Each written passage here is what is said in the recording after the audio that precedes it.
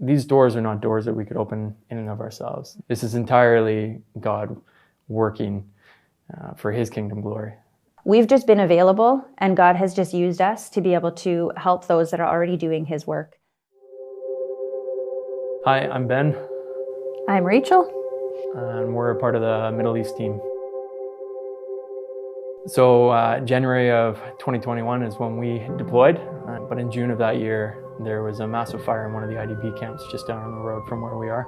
I happened to be on the road already and ran through with a bunch of young guys, and we were going between the tents trying to see if anyone was there. And then once we had determined that the camp was cleared as much as possible, we started breaking open water containers and throwing water. Over 260 tents were completely destroyed and needed to be cleared out. Pretty horrific.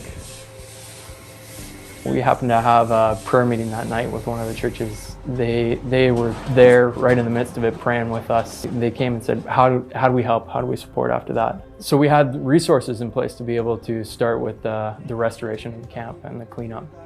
And over the course of the time, I ended up project managing it and forming some relationships with camp management.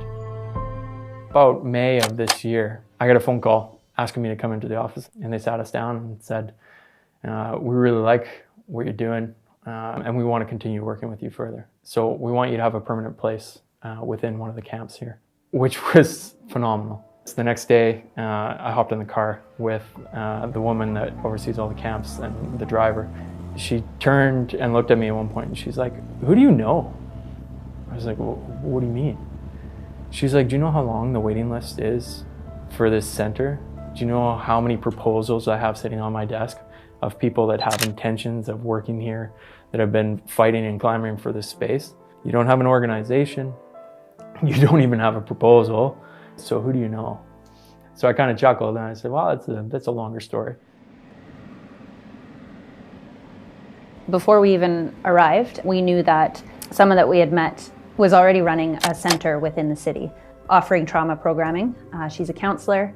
Her program has a 3 to 4 month wait list, but she still knows there's so many women that can't put their name on the list because they're in the camps. So her heart has been to be inside the camp. And then when in May and he was handed these keys, we just knew that this was God opening the door for our friend to expand her program. They see that she's different and they ask her why, and her answer is always because of God. And they're like, "Well, we want to know more," and she invites them to church. And it's incredible.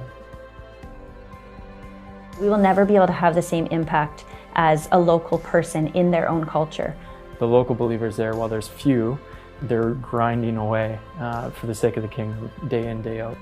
Our desire is to give and more leadership and more agency to those that are already doing the work. We want to come alongside. It's our joy to be a bridge